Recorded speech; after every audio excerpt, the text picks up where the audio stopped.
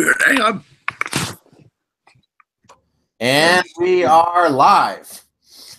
Hello here. I'm joined by Steve Kidd, and we're here to discuss the movie Star Wars The Last Jedi. Before we start talking about the movie, Steve, you haven't been on my channel before, so tell my audience a little bit about yourself. I've definitely followed your reviews on YouTube, and I'm a big fan. Followed my reviews, you said? Yes, I've actually done a couple of crossovers with Rowdy of TV Trash. Oh, cool. Both of which are on my Vimeo page. All right. Let's see here. All right. Let me bring up the chat here. Empty. All right. And all right. They just Your Twitter page says you're contributor at comicbookmovies.com. Yeah, I do articles on occasion. Not too often, but whenever I get the chance. Oh, cool. Have you done any about Star Wars The Last Jedi? I'm sorry, what? Have you done any about Star Wars The Last Jedi? No, but other people on this site have. It's mostly freelance. Cool. All right, cool. And give me your opinion about Star Wars The Last Jedi. Okay, now before I give my opinion, I just want to say for a record, I may be a big Star Wars fan, but I can get very critical on certain things, even in other topics, like, say, Marvel or DC or the like. And bear in mind, I've also been a Star Wars fan ever since I was 3 years old. I mean, as far back as I can remember. That being said, this was incredible. I mean, and I'm making a bold statement here, and I never thought I'd be saying this, but I honestly do. This is honestly what I believe. This topped Empire Strikes Back. The king has been dethroned. This was ballsy in a good way. Yeah, that's the one thing I would really say about this movie that was all right, that pleased me. I complained, and many other people did, that Star Wars The Force Awakens was way too safe. I just basically just tried to. I'm appalled that so many people are coming. I mean, not the critics, but these fans are coming out and just immediately thrashing this for the stupidest of reasons. But again, we'll get to that. Okay. Trust me, if I agree with any of them on any of the points that I've heard made, I would flat out say it. But I think a lot of these arguments against the movie are ludicrous. It's over shit that the movie explains honestly in a bit that makes sense. Mm-hmm.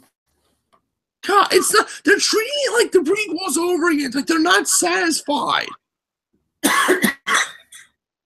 Yeah, that's the thing about this movie. This is the first Star Wars movie I can genuinely say really surprised me with where it was going that I've ever seen in my lifetime. The original trilogy came out before I was born, so I wasn't there to really be surprised by those movies. Same here.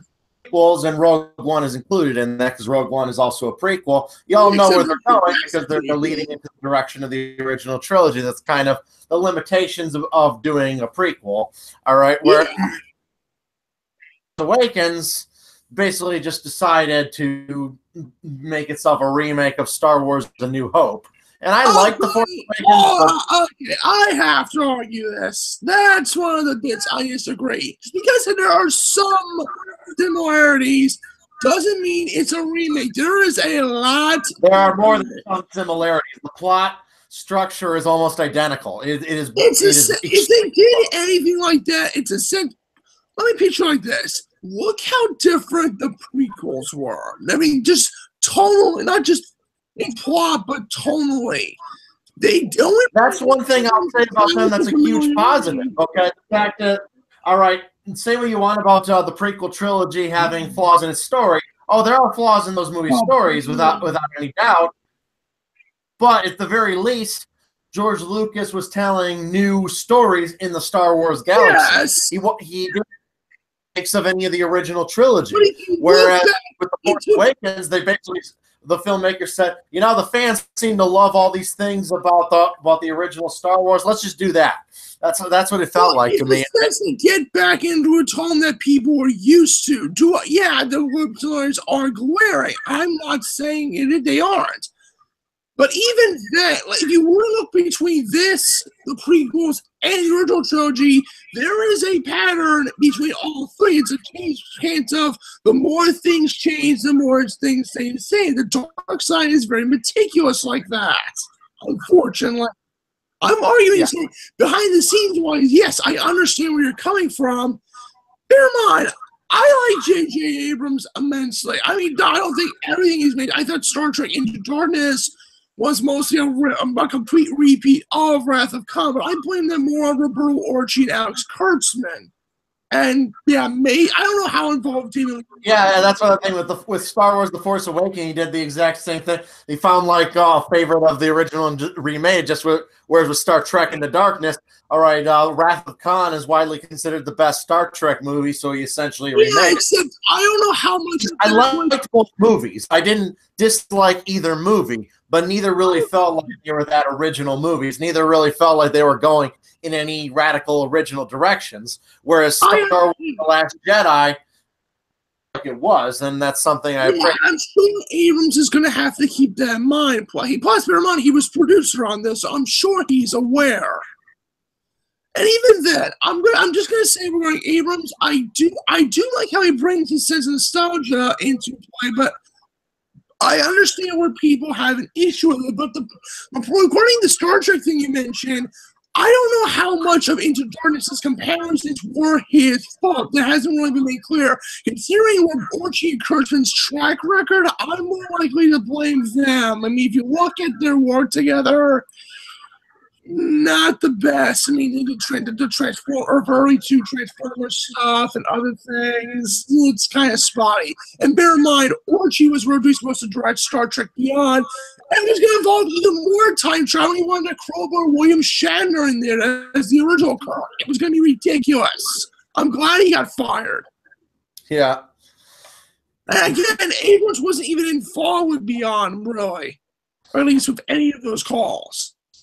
So my point is, but let me be honest.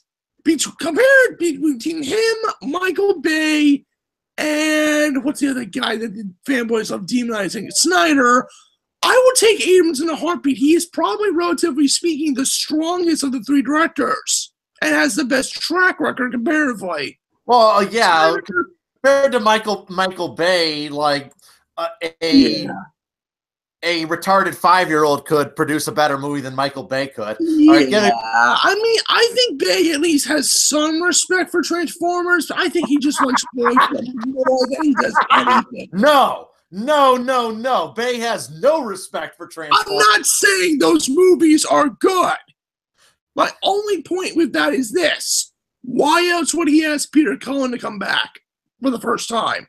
Okay, I'll give you that one. He could have hired Liam Neeson. He could have hired Patrick Stewart. He could have hired like a name actor, but he chose to ask Cullen. That's pretty much the only good decision he ever made in the making of the Transformers movies. Bringing back Peter Cullen as Optimus Prime was probably the only good decision he made. And yes. It gives us the only unless that was Spielberg's call. Bear in mind, Spielberg helped get Bay the gig, so I don't know. For all I know, it probably was Spielberg's idea. I wouldn't be too surprised knowing him. Yeah, I guess not. But it's hard to give Bay much props. I will confess. Plus, I think he really lost his touch when he moved away from Jerry Bruckheimer. Which, by the way, I deeply miss Jerry Bruckheimer mostly. Okay. Back to topic. Yes. Yeah. Back to the Last Jedi. One of the things that's noteworthy about the movie is it definitely borrowed certain elements from The Empire Strikes Back.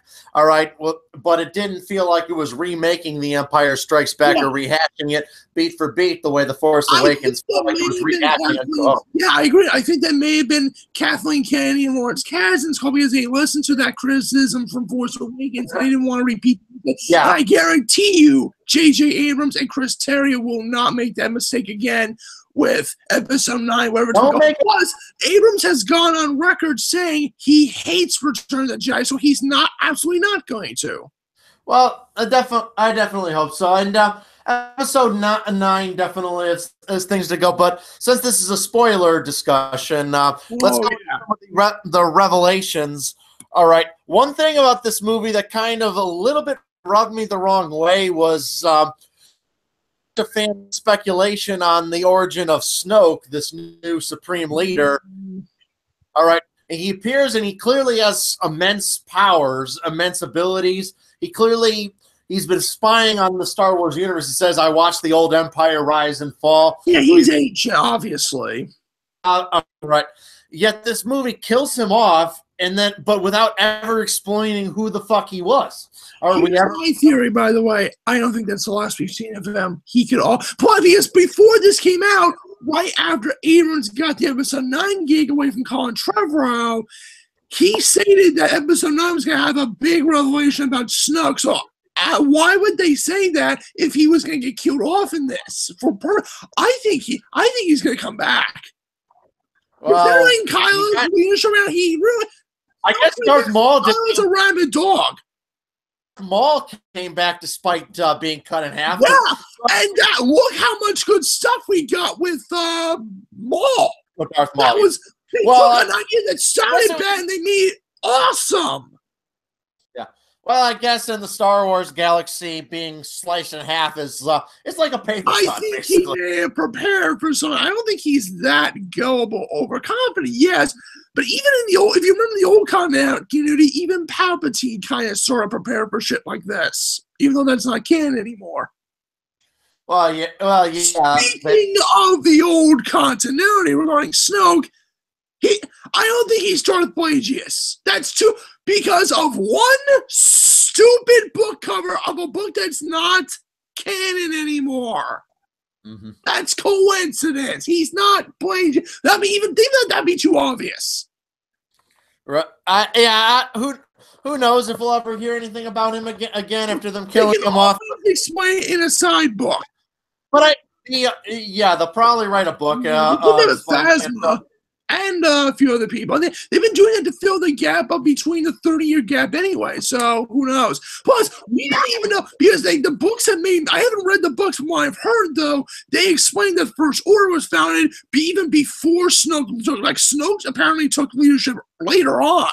So when did he get involved? There's still so much we don't know.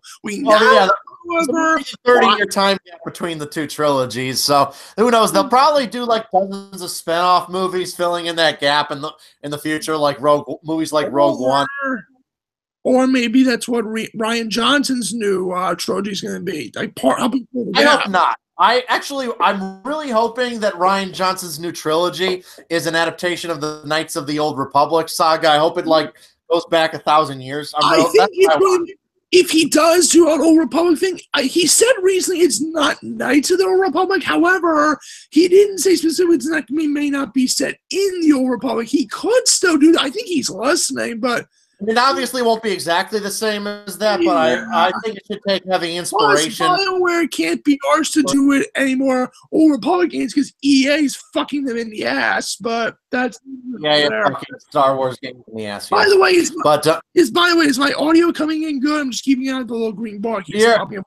Your audio's fine. I'm wearing headphones. So I'm just trying to make sure my pitch doesn't. I guess my pitch gets I get high pitch when I get excited. So hold on. But another big revelation, of course, was Rey's parentage. Okay, Zach, he's bullshitting. He's bullshitting. He doesn't. No, I really hope he's not. He's saying that to get her on his side, just to demoralize her. I really think that Rey's parentage being what they say it is in this movie really fits well in this movie's theme. If they walk back on it in the next one, I'll actually be disappointed. It's supposed to be that someone who's powerful in the Force doesn't necessarily have to be a Skywalker. Yeah, little boy, yeah, maybe. But again, we don't know for sure. Again, Ben is only just. We don't know what he really saw. He could be lying just to get her on his side. That's what it came off as to me. Because he was very clear of having her join him. movie's theme. Like when Luke said earlier in the movie, he said, all right, think the Jedi die off, that the light side of the Force will die off? This is hubris. All right, the Force doesn't rely on the Jedi Order. It doesn't rely on the Skywalker bloodline. Right. But there's one question that's bugging me about all of this. If she really is no one, why that vision in Force? And more importantly, why Anakin Skywalker's old lightsaber? That kind of reaction doesn't happen with, it never happened with Luke. And that kind of thing does not happen to just anybody. Because she's strong with the Force, you know? Okay, fine. But hey, at least it's not Anakin reincarnated like that stupid myth was. I didn't think that was even going to be real anyway. So what the hell that fake rumor was? Don't ask. It's stupid. Who knows? Maybe they will expand on it in the next movie, but I'm saying I like the idea somebody powerful in the Force does not necessarily need to be a Skywalker, doesn't necessarily need to be. Even the tie-in comics reveal who Poe Dameron's parents were, and they weren't really anyone important. So, yeah, I understand. Just came in here. The book isn't canon. I'm so. Yeah, the Darth Plague is just not. In the chat. What are your thoughts on this? Someone's asking me my thoughts on the Star Wars franchise in general. I've been a Star Wars fan since probably before I could walk. So I've always been a fan. I think The Empire Strikes Back is one of the greatest movies ever made, period. All right. And I even think the Phantom Menace, which is the worst of the Star Wars movies, has a lot of value to it. Even it's despite all its flaws, is I guess all three of the original prequel trilogy. I mean, yeah, they have issues, but there is good stuff that we did with them. There's good stuff in those, especially. Revenge of the Sith is definitely the best of the prequel trilogy. Except for the awful, awful love dialogue. Jesus Christ, George, you're not writing Shakespeare here. Right, and that's the biggest flaw in Attack of the Clones. The biggest flaw in Attack of the Clones is definitely that love dialogue. Yeah. Here's my thing. That doesn't mean everything about the movie is terrible, but that aspect of it was badly done. Actually, I do love the Plinkett's reviews on them. I love how he does like a romantic analysis of Anakin. Like here, he carries her luggage. Ding. Listens to her prattle on herself. I'm sorry. Hearing Anakin Skywalker being called Annie constantly in episode 2, I'm like, bear in mind, this is the guy who will be later Darth Vader. It's kind of surreal and just kind of cringe-worthy. The woman he loves, the woman who is the mother of his kids, would have a cute little nickname for him. Which, by the way, far as I know, Luke and Leia have never found out who their mother is in neither timeline. Seriously? They know that Anakin Skywalker was their dad. Hey, Leia, why don't you find out that your mom was a known queen and senator? Makes you realize how good you are in politics, huh? Hey, wait a minute. Someone's pointing out something in the chat that I haven't really thought of. Did anyone ever say in The Last Jedi, I have a bad feeling about this? I can't remember. Yeah, he did, according to Ryan Johnson. I keep saying it's Rian Johnson because I've been told it's pronounced Ryan Johnson, so sorry. Was that ever said? I don't remember it being said in that. If so, that's a little bit of an oversight. Allegedly, BB-8 says at one point kind of a mechanical bleep sort of way, so they kind of snuck it in, but in a way you don't recognize. I don't know where. Okay, that's bullshit. That doesn't count. To be fair, Ryan did say something about the whole raised parentage thing earlier too, which is also bullshit, but who knows? Yeah, sorry. No, you can't have a Star Wars movie and not have a character say, I have a bad feeling about this. I'm going to say... I'm a science fiction author myself, and I include that line as a little Star Wars nod. When the characters are walking over ice in a novel and you hear a crack, one of them says, about this. It's my little Star Wars. Yeah, that's cute. Which, by the way, I've actually met my fair share of authors back in the day, both at Comic-Con and elsewhere. Hell, I've met J.K. Rowling once. Oh, you met J.K. Rowling. That's cool. Years ago, she did. It was when the third Harry Potter book came out, which, by the way, I'm a huge, huge Potter fan, too. And Trust me, I will back JK about the depth casting. She did it more on his talent rather than fucking tabloid. Again, we don't even know that incident really happened. It's still very muddled, and even then, I do not care. I care more as an actor, not what TMZ has to fucking say. You know what I mean?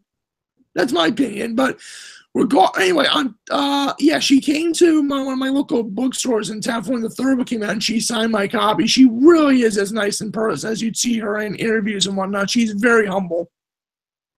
Yeah, definitely. I really liked Fantastic Beasts and Where to Find Them better than any of the actual Harry Potter movies because, as I said a while ago in my quick thoughts, here's why. All right, though the Harry Potter movies are adapting massive books and trying to cram all those story into a 2-hour movie that can't fit all that goddamn story. Fantastic Beasts and Where to Find Them, it's not an adaptation of a book, it's just an original story that's structured as a movie, and thus it feels like it fits its runtime much better, and it's not trying to cram in too much information into a runtime that can't fit it. So I actually thought that Fantastic Beasts and Where to Find Them play was better than any of the Harry Potter movies. I understand where you're coming from entirely, but bear in mind, those movies have to only be at a certain length. So they had to fit in what they could and what they had to change. They only had to keep the important stuff. And I'm sure Rowling, of course, supervised all those. But even then, she didn't write those movies. Just imagine you hadn't read the books and you watched some portions of those movies are absolutely unintelligible if you haven't read the books. And sorry, a movie should not require you read its book to understand it. It should stand alone. And I don't think a lot of those the only one of those that has an issue at one point, technically speaking, and it's kind of a minor bit that kind of revisit anyway in Deathly Hallows, is Half-Blood Prince, with the fact that Harry finds out that Snape overheard the prophecy from Trelawney. The problem is the reason they took that because Emma Thompson was filming another movie that and they couldn't get her back to play Trelawney. That's different. That was more because of a casting issue. Otherwise, that bit would have been in. Like a good example is what is it? Like Nanny McPhee too, or some bullshit. Like in the 5th movie, for example, you hear Sirius briefly say in the fire to Harry. That was 4th, actually. 4th. The 4th is when they took so many characters out. All right, the Umbridge teaching you to kill half-breeds. All right, he says that at random, but the movie never established that Umbridge had a hatred of half-breeds. You had to have just read the book to know that. I actually forgot that bit from the book. It's been a while, but yeah, I understand. But again, established it beforehand, whereas the movie just drops it in there with no establishment because of the short runtime. But like we're off track. It's called shit happens. Even then, bear in mind those movies were made with the assumption most people have read the books, and yeah, most people had. Well, where you're coming from in that regard. Movies are not adaptations of books, and I think we benefit from that. All right, you don't have to write their original screenplays. Yes, but I also want to say something regarding what was the plot? What was the bit we were talking about regarding Star Wars a second before we segued into Harry Potter? I lost track. Ooh, Lonely Wolf. I was supposed to send him an invite. I forgot to. Let me get him an invite. I don't have the chat up, by the way, so I'm trying to hear what the hell they're saying about me. So I'm just. Oh, everyone in the chat hates you. I'm kidding. They love you. But okay. Oh, actually, before we continue on with that chat, I want to say something about the prequels. I think I'm gonna blow your mind. I've never heard anyone else say this. Now, this is not entirely an offense, but it's not entire criticism either. It's me playing devil's advocate here. But considering my age when I saw The Phantom Menace, here it goes. Oh, God, I'm going to get flogged in the comments for this, but... That assumes anyone watches my channel. All right, no one watches this channel. I never hated Jar Jar Binks. Mm-hmm. I didn't love him. I can see why a lot of people don't like him, but you want to know why he never bothered me? In small doses, I could have handled it. Hey, Lonely Wolf. Hey, y'all. Well, before we move on, Lonely Wolf, tell us your opinion on Star Wars: The Last Jedi, and spoilers are allowed because this is a spoiler stream. Oh, awesome. Yeah, like I'm going to put myself out. I don't know what the general consensus is amongst like the main Star Wars fans, but I thought it was brilliant because I enjoyed The Force Awakens. Like visually, it was good, but the storyline was a bit safe. But so I'm glad that they took the same. I was saying before you jumped in here, the storyline of The Force Awakens was too safe, and I like that this movie. Okay. Well, it's really Han Solo safe, in my opinion. Yeah, I don't think it was. I nearly cried when that fucking happened. Chewie's. But you notice that it comes at the same point in the movie where Obi-Wan dies in the original Star Wars. Not really. It actually comparatively happens. A very similar moment. You have like the kind of older mentor figure. Gets stabbed with a lightsaber and kills the same. At this point, this feels like the argument that The Lion King's a remake of Hamlet with lions. Well, The Lion King is a remake of Hamlet with lions. Disney even fucking admitted The Lion King is a remake of Hamlet with lions. The only difference is the ending. The ending is totally different. The story structure of The Lion King is Shakespeare's Hamlet with lions. Oh my God! You're one of those people, huh? It is Disney. I can't deal with this shit, but oh, this is so. Hang on. All right, back to talking about the yes. Yeah. So what I was impressed with this time because the characters are kind of improved, and then everything some of the things I didn't like about Force Awakens, it kind of got remedied in the Last Jedi. It was they thought of creative ways in which they could use the Force and expand the Force with with Luke's scene towards the end, the kind of projection of himself, and so it had all these different twists. Fucking awesome! Holy shit! Yeah, that was a pretty good twist, and I'm sure they'll bring Mark Hamill back in episode 9. Yeah, he's coming back as a Force ghost. I'd be shocked if he doesn't. Yeah. What is it though? What was it? I'll be very disappointed if he says he's not coming back. In fact, I'll be furious. But again, it's his call. I don't know.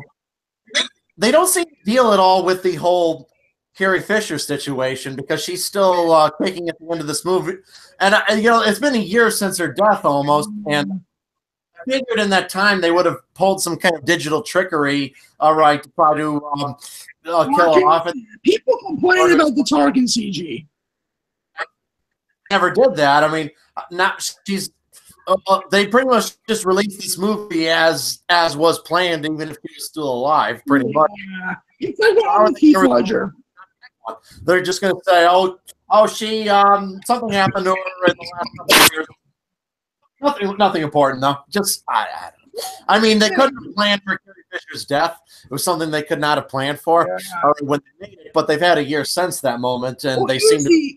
Here's the interesting thing: my Heath Ledger comparison is actually not entirely dissimilar because before he died, no one had planned to bring Joker back for a third Batman movie, and his death and Ledger's death kind of threw the monkey wrench when he went with Catwoman and Bane instead.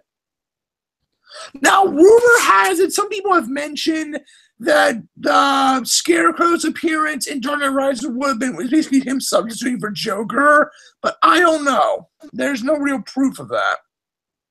Yeah, without a doubt, in that case, if Ledger didn't die tragically in 2008, if he had been around, there's no doubt that they would have used the Joker in the next.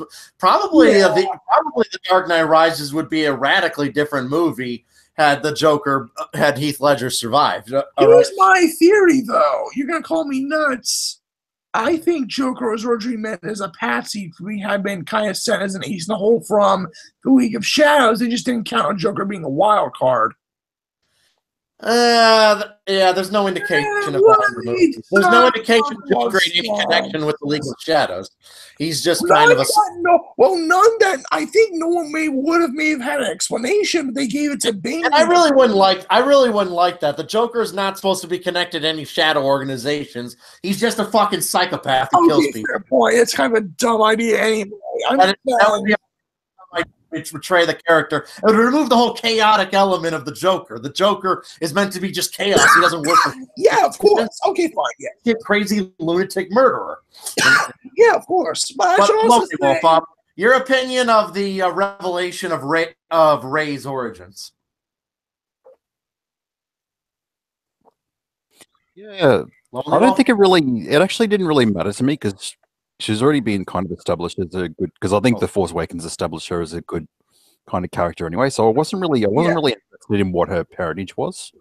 Well, it very much was an interesting thing that fit with the theme of this movie. Like when Luke says at the beginning, it's hubris to think that if the Jedi disappear, that the light will disappear with us. The Force goes on with her without the Jedi. And having her parents kind of be nobodies or who are in a shallow grave, it really fits with that theme of that the Force don't need to be connected to the Jedi Order or be related to Luke Skywalker to be strong with the Force. You can see at the very end, the last scene with those children, and it shows very clearly one of the. Did you know he forced that broom into his hand? Yeah, I can subtly notice that. Which, by the way, I think the one thing all three of us can agree on, hopefully, to see it. What I'm going to say is the one thing I'm hoping all three of us can agree on that I think is absolute bullshit. Rey is not a Mary Sue. Fuck you, Max Landis. She was a bit of a Mary Sue. I'm sorry. You could argue the same about Luke in New Hope. Luke that's what I think. Before. All he said was, "Oh, I just blew a speeder thing. I couldn't not able to pass in combat in A New Hope." All right. And Anakin had never flown a ship before when he blew up the Trade Federation ship. Yeah, it established he was already a pilot before that. Luke, no. He was trained in flying ships, okay? I'm sure Rey had practice. Again, how many years was she on Jakku? I'm sure they had some minorly intact ships that she kind of tested on her own. I mean, a girl like that, you have a lot of time on your hands. For that moment, and she bests someone who is very powerful and trained by Luke Skywalker. She's a Mary Sue. I know he was weakened. I know he was injured, but still. Are you secretly Max Landis in disguise? If so, it'd be freaking hilarious. Am I who in disguise? Okay, I'm sorry. Are you secretly Max Landis in disguise? That'd be freaking hilarious. No, my Max Landis. Max Landis.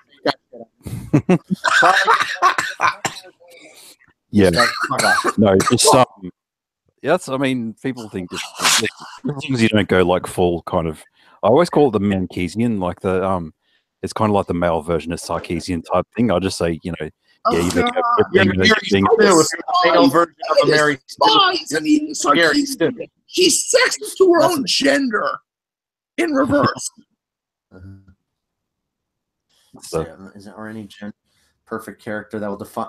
Yeah, there are male versions of Mary Sue's. Stu is what it's called. You can argue the same thing about Luke being a Gary Stu if in that case. I'm just saying that's kind of a backhanded thing. Say that. Her defeating Kylo Ren was the equivalent of Luke besting Darth Vader in combat in A New Hope. That never. Okay. Yeah. Okay. I see where you're coming from there. Even then, he was trained. All right. I'll call him more sheer dumbass luck. All right, Luke. Remember what? If you look at the scene, it's calling back to what Maz had said about closing her eyes and just like. I think it's just what happened was there's a surge of energy at once, and she just got lucky. Okay, another thing. Hold on. All right, Maz Kanata's cameo appearance in The Last Jedi. Completely pointless and really shouldn't have been in the movie. I wish she was more involved with the plot. I'm sure. I have a feeling there's no reason for her to be in this movie. Why do I get the feeling they're seeing her for a bigger role in Episode 9? Because she says she has pirates out in the Outer Rim. They're calling on her for help. They don't wear maybe, but in this movie, there was no reason for her to be there. Like the information that she gives them could easily have been found through other means. She really didn't serve a purpose in this movie. Why did they get to talk to the guy she recommended? Which, by the way, I swear to God, I thought that guy was Johnny Depp at first, but that was actually Justin Theroux in a cameo. Yeah. The guy who I don't know. I'm a little mixed on Man his 2, character by as the well. way. He was a writer on Iron Man 2. I will never forgive him for trashing that script. I'm also kind of mixed about his character, to be honest. Like the locksmith. Oh, Though I will say you know- it was another bold decision. Hold on, it was another bold decision of this movie to basically waste very good several minutes on a plot line of them finding this guy in order to break in, and then essentially have that plan go to shit and totally fail. That's kind of And they run the not guy. seen very often in movies. All right, so it's kind of it's another thing of this movie script taking risks and just throwing you curveballs you don't expect. Yeah, but even then, DJ was out for himself. I mean, he's basically a scummier version of the Collector from Guardians of the Galaxy, except the Collector was a little more honest. He was just a black arm. He wasn't like a Black Arms hero. He was just basically a guy who was, he was collecting certain questionable things. He was upfront with his business. DJ just fucked he fucked Finn and Rosie over for nothing. Someone in the chat saying that the film is wretched. I was saying, come in and talk about that. I really want to hear his perspective. I want to hear the perspective of someone who hated this movie. Because I knew there were some people who hated this movie. I'm dreading that. Oh God. You need to let him talk. Do not talk over him if someone comes in the stream who hates this movie. I'm just warning you in case it devolves into a screaming match. Oh God. Do not scream to people. What is it? I invited Tyler Preston. He said he might drop by, but he hasn't shown up. I wonder what he's. I don't know who that is, but everyone's favorite black friend. I was on his channel like a month ago talking about Godzilla movies. He said he saw them and wanted to chat about it. But what is it? What's another aspect of this movie that is really yeah, the space flights, and another thing, one thing worth noting. There's no time gap between this movie and The Force Awakens. This movie picks up immediately at where The Force Awakens left off, and that's a first in the Star Wars movies. All the Star Wars movies have at least a year or two. Or a couple months in the case of Empire, at least. It's hard to tell. I think a little over a year between The Empire Strikes Back and Return of the Jedi. None of the Star Wars movies begin immediately where the last one left off. Until this. Arguably, at least with between A New Hope and Empire, it may have been at least a few months, but again, we don't know. No, it was a few years. There's definitely timeline between A New Hope and The Empire Strikes Back. Which, by the way, did they ever explain how the fuck the Falcon's hyperdrive got damaged before Empire? They never said what the hell happened with that. Like, why was it in such disrepair? Did someone try shooting them? Oh, there's so many things. Like I said, there's years between the movies. So many things that happen. You don't need to explain everything. I don't know if either the old canon or the new one, they ever explained that. Which, I mean, Rogue One explained the point of the exhaust port. It was fucking sabotage. The old continuity never explained the exhaust port. It was just there. I thought it was like a clever retcon to that. Don't you agree that Rogue One saying that small flaw they destroyed the Death Star with wasn't just a design flaw, but it was a deliberate sabotage? Yeah. That actually was a very nice retcon to the original movie that Rogue One. Which made sense. It made more sense than it was. Because why the fuck does the Death Star need a giant butthole on it? There's no hiding that. That's what it is. The exhaust port is a fucking metal butthole.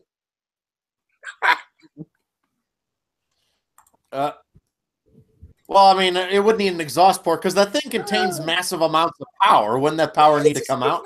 Oh, hold on. We got a new guest. How are you doing, Gal? Halcyon. How are you today? I'm okay. I did a reactionary review to the Star Wars: The Last Jedi last night on Shayra's channel. Okay. And to sum it up what did you think of the movie? It's pretty much I don't give it any credit. I thought it was a corporate formulaic movie. Okay. Why did you think that? go. Well, That's the verbal. The evolution of the stories through Star Wars over the last 4 decades, being from Kurosawa, what Lucas built upon, what he worked with Marcia Lucas, Gary Kurtz and Lawrence Kasdan.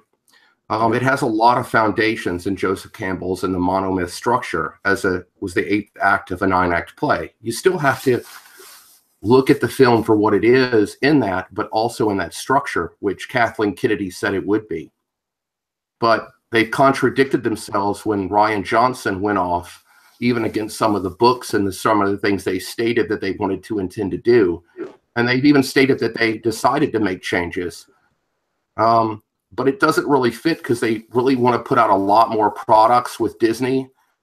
There's a push toward, in these major movie studios, especially Disney, with acquiring so much, to put out new products and not be so pushed into the Skywalker legacy. And they jumped the gun a bit earlier. I was hoping they would at least keep with the model that they had framed through at least the 9 episodes, but they decided to depart from that model. And that's a bit disappointing, but overall, as a film, regardless of Star Wars, it's kind of like Godfather 3. I thought just on pure cinema, from production all the way through and storytelling, I just didn't think it had any quality, and I thought it was quite boring. Well, this is a spoiler stream, so really make us specific. What parts of this movie or what story decisions did you not agree with? Anything. Give me a specific, and what and why did you think that? Well, I just gave one of the departing from the monomyth cycle.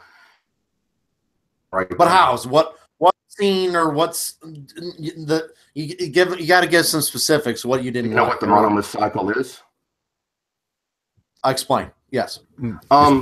He was George Lucas was originally inspired by the Kurosawa film The Hidden Fortress, Yojimbo, The Seven Samurai, but especially The Hidden Fortress. Okay. And actually the film technique in all the movies before this was chiefly in the cinematography of that movie. This movie departs from that, and it's interesting that they want to do new stuff. I actually tend to like that.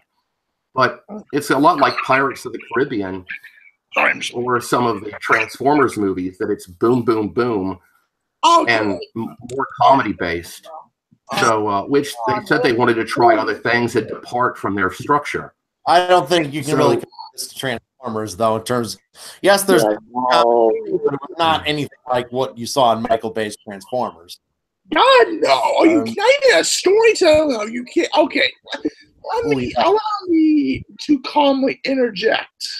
Since he seems to Gallon seems to but go ahead. I don't know. I didn't him. I wanted him to stay. But if I may collect my thoughts, and I will give this response as a calm, rational human being. That is very good. I don't want any screaming. This is the first real response I've seen that isn't just text that sounds like frothing in the mouth or Angry Joe throwing a shit fit, which breaks my heart because I love Angry Joe. I'm not a fan of Angry Joe. When he defended Anita Sarkeesian, he was dead to me when he defended Anita Sarkeesian. He was. Oh, for fuck's balls sake, Joe. Anyway. He did. This is why I love Razorfist. I may disagree with Razorfist vehemently in certain things, particularly the new Blade Runner movie, but the guy knows what he's talking. He does research. Anyway, regarding, what was the guy's name who just came in? Gallon. As a response to Gallon's comments, okay.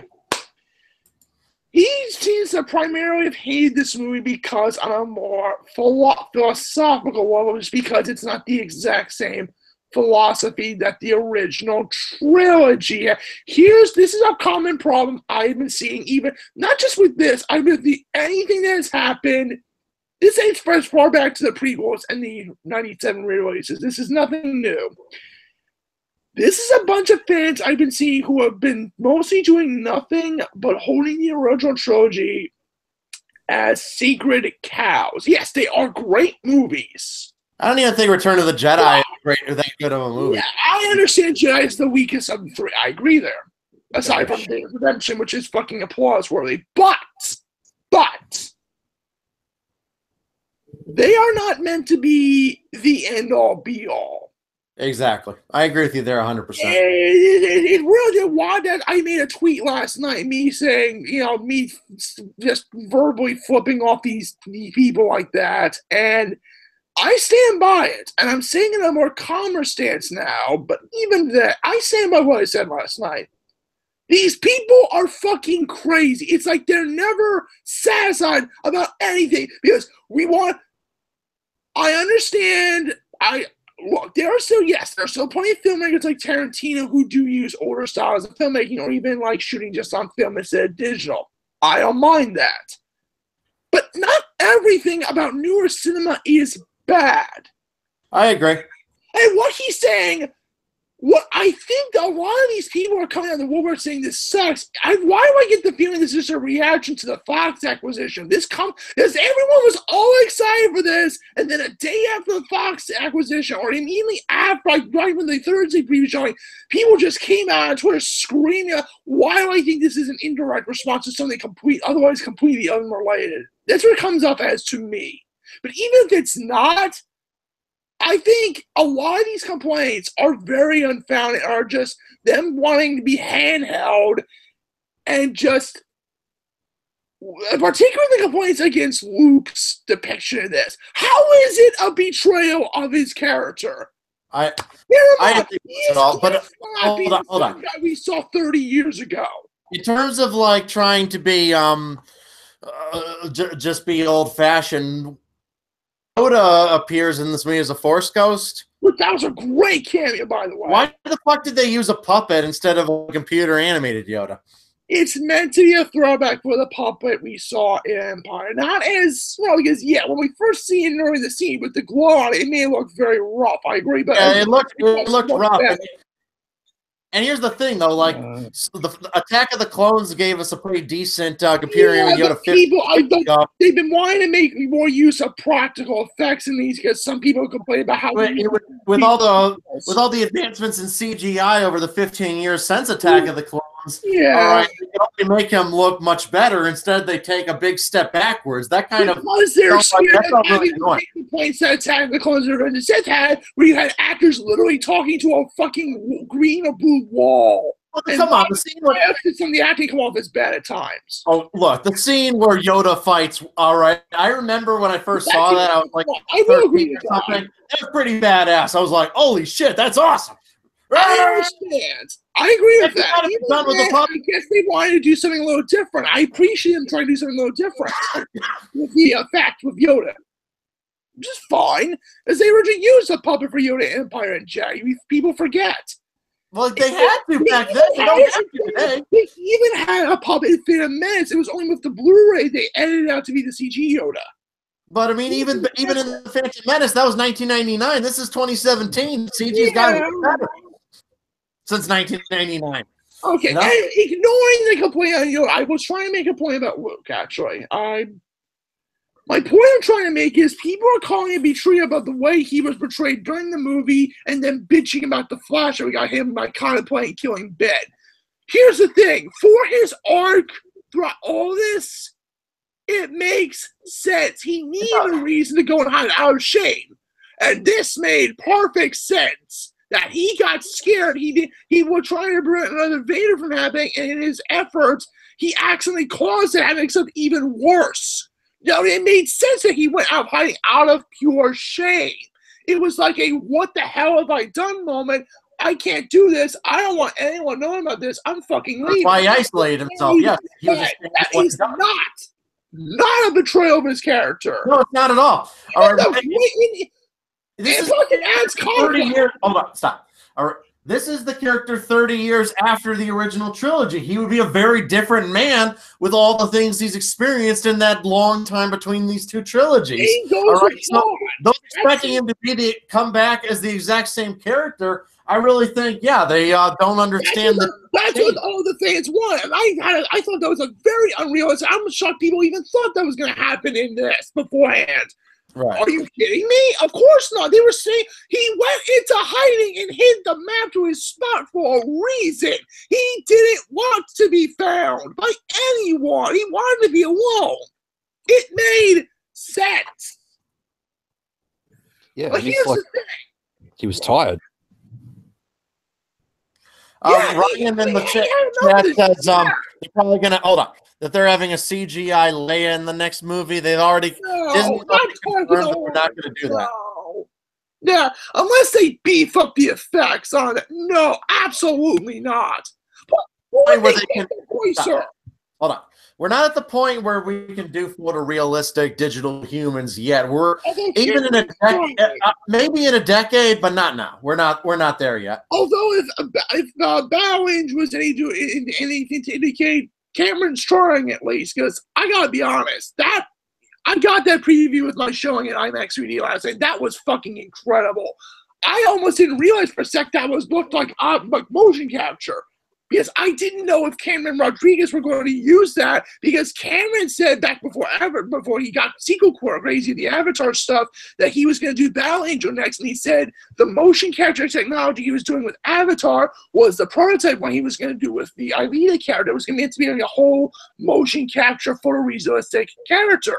I think he carried over this plan when Rodriguez took over. So it looked like, especially the face, it looked motion captured, but in a very we have the big eyes, but it's meant to be very anime-ish, very doll-like, and I thought that was a cool touch. I actually agree. It was very much working. It was deliberately fit in the uncanny valley. Okay, it was deliberately. Yeah, I don't know if that's just make it look different, but in a way that makes the image look a little unsettling, but in a good way this time because it's supposed to. And even then, for the trailer, even if it's rough in the trailer, they can always beef it up afterwards. Like, bear in mind, look at the first teaser when Avatar. The first teaser for Avatar was very rough, and the later footage showed that they have much more finished effects. I think it could look a bit more detailed in later previews when closer to release. Who knows? Right, but in terms of like the probably. In terms of like the digital Tarkin in Rogue One, where they tried to bring back a long. Rushed. All right, it was probably the most realistic digital human I've ever seen. It looked like obvious CG. I see why people had a complaint. Hold on. Yes, but it was probably the most realistic digital human. Honestly, when he's just standing there at first, you're pretty much almost convinced. But when he's having a conversation with a real actor, the camera cuts to a real live actor and then back to a digital actor. Yeah, you can definitely tell about him that something's off. And it's not really the fault of the filmmakers, it's just the technology to have it look perfectly like a real person. It's still more than a decade away. It's not. I imagine doing things. It's not Weta who have perfected this. Because Weta's busy with other projects. I think that's as good as they could do it today. Yeah, it's close though. It's really close. And bear in mind, ILM did similar facial stuff like that for Warcraft with the orc characters. Which, by the way, I did like the Warcraft movie. I thought they really gave it their best shot, and Duncan Jones clearly followed the war. But again, I understand why some people didn't like it. I get that. The storyline, the script really needed some work. It was very convoluted. Yeah. But even then, most people haven't really played. It wasn't based off World of Warcraft. It was based off the original 3 games, which I don't know if many people play. But yeah, I understand. None of that should matter. As I've said before, you should not ever. You should not have to have any familiarity with a movie source material to understand a movie. If a movie requires you read a bunch of books in order to understand it, the movie failed. It should never require you understand the lore behind it to enjoy the movie on its own. It should never be a requirement. Which is why I say so far the best really good video game movie so far is the first Silent Hill movie. Because, they changed certain stuff in the game, but at least they explained their own take on it. I thought it worked. Plus, they got the composer from the games involved, which I thought was really creative. And even used some of the songs during the credits. They actually put out from that. Anyway, back on topic. Regarding Luke.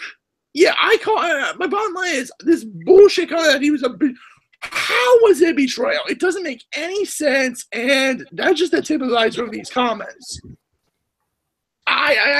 Plus, I think he went like a badass, and you continue.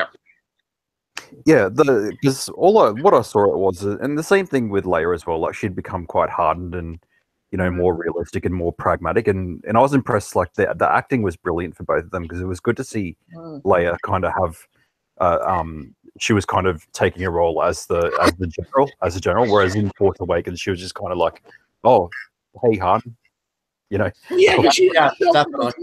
It's such a sad thing. It's Carrie Fisher, her performance was really excellent. It's such a shame that she's not around anymore for the next movie. It's such a sad thing. Not the fault of the filmmakers whatsoever. Yeah, I know. Some outside thing. I know that this performance really has no resolution. Essentially, all right. And her being around for 3 movies, and then, but life will. You make plans, and then life will throw a merciless wrench. Shit happens. Yes, and will fuck you over. You know. Shit. If I may make a funny joke, because this is going to apply for my worst of us later this year on my Facebook page. If it's not shit that happens, it's really Scott missing the fucking point. But again, that's a topic for another time. Oh, I have a bone to pick with that motherfucker. Don't pick any bones on my stream. Let me just say, Alien Covenant fucking sucked. It was worse than Alien 3. Because Alien 3, as horrible as it was. Oh, that's bullshit, man. Alien. No. I can back up my claim easily. And you want to hear my logic? Here it goes. No, I don't want. We're not discussing Alien. Oh, keep it to the point, please. Let me have this at least. Okay. Alien 3 was fuck awful, and middle finger to the ending of Aliens, absolutely. But the sole excuse that everyone who worked on had was that no one knew what they were doing, and it was a hellish production. And even in the end, everyone, not just David Fincher, but everyone who worked on that movie, cast, crew, and producers, apologized for what happened and admit they all fucked up. There is no such excuse for what Ridley Scott did with Covenant. He claims that he thinks he knows what he's doing. They're not aliens anymore. They're just Frankenstein bullshit. The name of the series is called Alien. They're still aliens. And you won't have David Lindelof watch anymore. This is genetically engineered aliens, but still aliens. Okay. All right, but about Luke. So about Luke, it kind of made sense, his arc, because later on down the track, he was, obviously 30 years down the track, it was kind of like an exhaustion, really. That's what I saw it as, because, it's the history repeating itself. It was like, he'd seen what happened to Darth Vader, and then, that all the effort it took to bring him back, and then he saw the same thing with Kylo Ren, and it was just the idea that maybe the Jedi isn't like the best thing, and just the cynicism that would come from that. And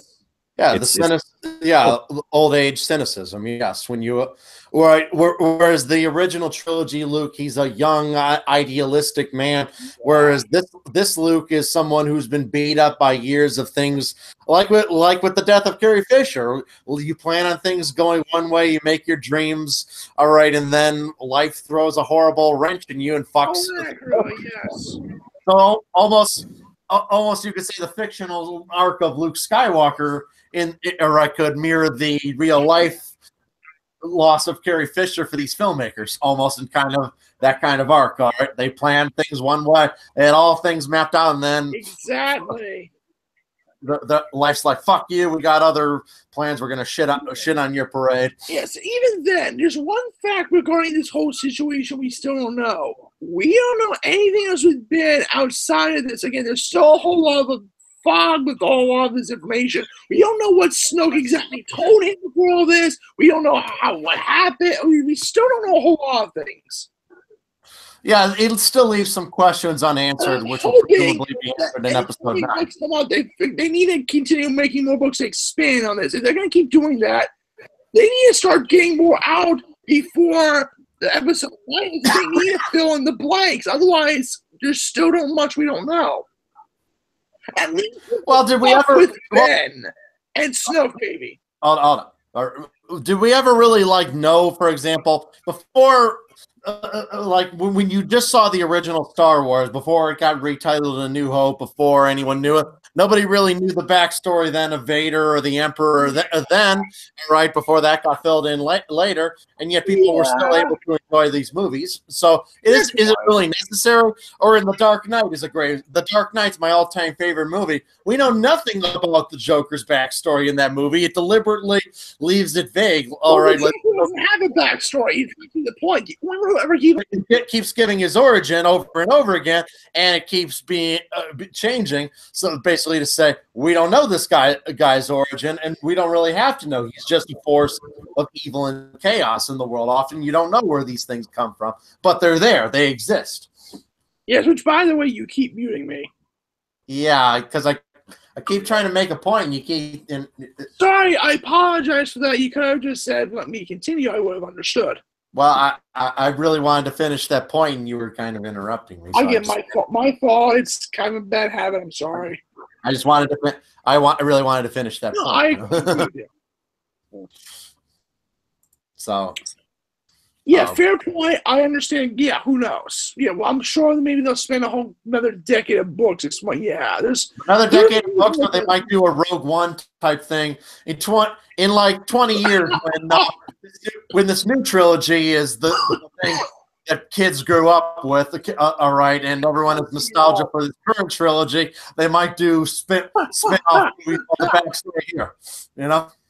And the people on the internet are still going to be rabid fucking jackals bitching about them not getting their way. Right, exactly. Ryan, can you hear me? Yes, I can hear you, Ryan. Tell us, what were your thoughts on Star Wars: The Last Jedi? Well, I did enjoy it. However, as I see they did so many things audacious in the story that you wouldn't expect, I can probably understand why some people may not like it. How? I would love to. Yeah. Well, when a movie takes bold risks, when a movie really tries to stray from a safe formula, it's inevitable that will piss some people off who wanted it to be a certain way. Like all those fan theories about who Rey's parents really were and how they pretty much all turned out to be wrong. If anyone had an emotional investment in those fan theories, might dislike this movie that their fan theory was wrong. Yeah. Yeah. Hold on. Let Ryan talk. Like, of course, I'm wondering, like, they could, like, with Rey's lineage, they could easily, like, retcon it because, really, God was just was the villain saying so, like, because, like, with, like, the whole, like, Luke, I'm your father thing, like, how can you trust, like, Darth Vader until it was actually confirmed by Yoda in Return of the Jedi? Exactly! But it's like, search your feelings, you know it to be true. Yeah, exactly my point. Yeah, and it's the same thing here. That was what I was saying earlier. Yeah. We don't know for sure. For all we know, and probably is the case, Ben is fucking lying just to get her on his side. Could be. Yeah. That's how we know. How would you rank The Last Jedi among Star Wars movies? I'll say I'd say it'll be like a little bit better than the. Excuse me. I'd say it's actually an improvement from Episode 7, The Force Awakens. Like, I agreed. Yeah, like, see, like, actually, kind of like an interesting paradox because, like they complained that The Force Awakens is way too similar to the original movie. Yeah, I did as well. Yes, but people actually now the problem is that this movie seems to stray from what we expect from a Star Wars movie. Yeah, these people don't know what they want. They don't know what they want. They complained about The Force Awakens being too similar. This movie decides not to be that similar. This movie decides to do things that are bold and different, and it still ends up pissing some people off. Yes, I know. It's bullshit. You can't please everybody. You're never going to please everybody, no matter what the movie does. All right, every movie will have its detractors. Okay, that's just enough. Fucking hilarious, right? Like 1 month of praising Thor Ragnarok to the high heavens, which yes, they absolutely deserved it. But a month later, they're bashing they're bashing Star Wars for doing the same things Thor Ragnarok did, arguably. Like, you know, Thor Ragnarok blew the fuck out of Asgard. We didn't know if that was going to happen or not. Well, with the title, you knew it was because in Norse mythology, Ragnarok referred to. But again, who knows? Again, Marvel can be unpredictable themselves at times. Well, I mean, just the title kind of strongly suggested that, though. Yeah, like, I was going to give an example for the Luke discussion from earlier. I was like, heroes fucking up can lead to good drama. Look at the ending of Civil War last year. That was really Cap's fault because him not telling Tony to lie with his parents led to Tony flipping the fuck out and everyone fighting each other at the end. It was, yeah, and Cap ditching the shield. Yeah, he really didn't have much of a choice in the matter, really. He could have kept it, but he chose to leave and not to compromise what little respect Tony had for him left. Again, good. And people love that, so why are they complaining with Luke? Actually, I got some like interesting insight about Thor Ragnarok because, like, if you look at the past 2 Thor movies, people didn't like it because it kind of deviate from like classic Thor comics. Well, Thor Ragnarok kind of stays more true to Thor. Okay. Well, actually, anyhow, like I'm just going to say that Thor Ragnarok is actually more or in line with classic comics. But actually, I have to go. Like, I kind of other plans going on. So, have a great night. See you later, Ryan. Good night, Ryan. Thanks for talking. Welcome. I don't know how much longer I'm going to keep the stream going. Well, I was going to say, I actually understand a lot with Thor. My only problem with Thor, that wasn't my problem with Thor the Dark World. My problem with Thor the Dark World is that the humor fucking sucked. And tag team is a fucking... The villain was horribly one-dimensional in that movie was the real problem with Thor. Darcy was the problem. I found her fucking annoying. Miss Meow Meow. Learn fucking Norse, you idiot. He's so annoying. That was a big step with, with Ragnarok. Get rid of the moron humans, especially Darcy. The other 2 are okay, but get rid of Darcy. Okay. How about this question? Just so being asked. Okay. How about you could have a night with either Daisy Ridley from this trilogy, Natalie Portman 10 years ago, or Carrie Fisher from 30 years ago. Who would you pick? Ooh. You can only have one of those 3, and I'm talking about Carrie Fisher in her prime. What regarding those 3? I'm sorry, what's the context of the question? What are you asking regarding those 3? If you could have a night with any of those 3. All right. Oh, okay. Turning into a bit of a conversation. But really, I really have to ask me. I ask bullshit questions like that all the time. Well, I really have a chance with any of them. I have more of a chance of having a threesome. It's hypothetical. God damn it. Let me just put it like this. Who would you pick? I don't know. I'm just saying, comparatively speaking, I have a better chance of having a threesome with Jennifer Lawrence and Scarlett Johansson than I would with any of those 3. Again, not that would actually happen, God mind you. It's called a hypothetical. Probably Daisy Ridley. Probably Daisy. Error-wise, like, if this were 77 Carrie Fisher, I would say, yeah, Beverly would try it back then. I remember back when the prequels came out, I had like Natalie Portman's hot too, yeah, of course. Yes, I had the biggest crush on Natalie Portman at the time. Yeah, I think she's cute too. I'd say either Daisy Ridley or Natalie Portman if you had to ask me. Absolutely. Yeah. Keep in mind, I was like, I was like 11, 14 when those movies came out.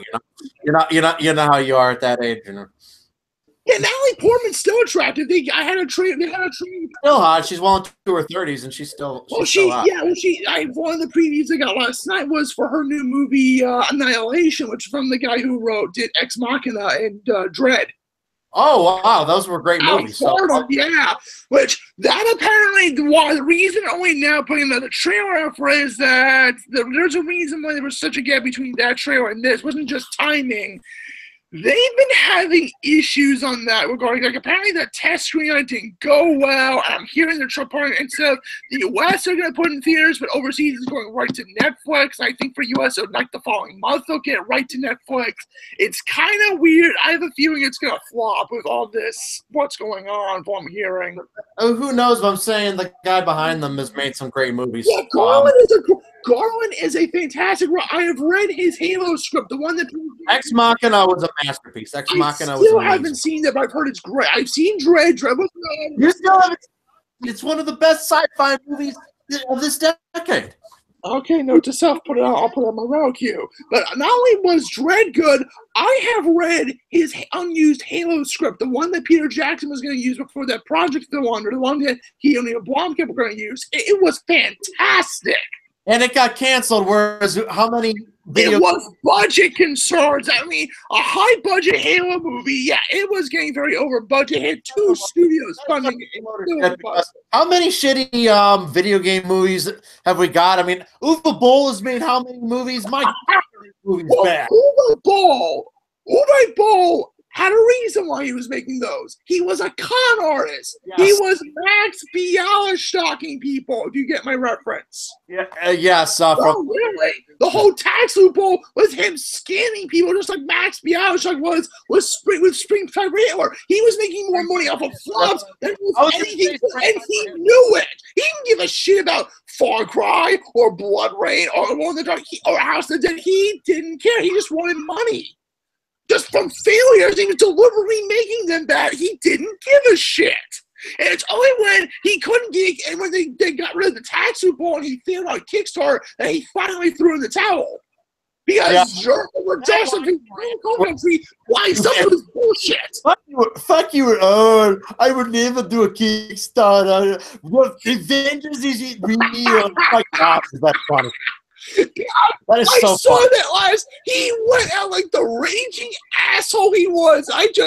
Sir, hope I don't meet you in person. I will punch you so hard in the balls they'll be coming out of your mouth. Yeah, goddamn. Yes, Marvel will you for your own bullshit. Yeah, no, I will have words and fists, sir. Challenge whoever you want to a boxing match. I'm going right for the nuts. Decency be damned. Fuck Uwe Boll. I'm glad he's retired. I'm glad too. But all right, I think we've had a good discussion here tonight. I guess I'm gonna wrap the stream up. Thanks for joining me, both of you. I would love to join you for this again for Black Panther in February. I'd love this to be an ongoing thing. This was fantastic. Yeah, sure. I don't know. You know people at comicbook.com. If you could promote my channel. I don't know how many of them do this stuff, but if you want to get a really good conversation out with someone, I don't know when he's available. Well, mostly I just want more traffic for my channel from that audience. He is someone I think you could ask. I don't know him personally, but I've talked with him occasionally, and he's a pretty cool guy. Ask C. Robert Cargill on Facebook. He's Twitter username Massawarm. He also co-hosts Junk Food Cinema. He is a fantastic guy to talk to. I think you get some really insightful stuff out of him. Plus, he was the writer. Hold on. Thank you for joining me, everybody. I'm some loudmouth on the internet with an opinion, and may the force be with us all. Bye. Peace.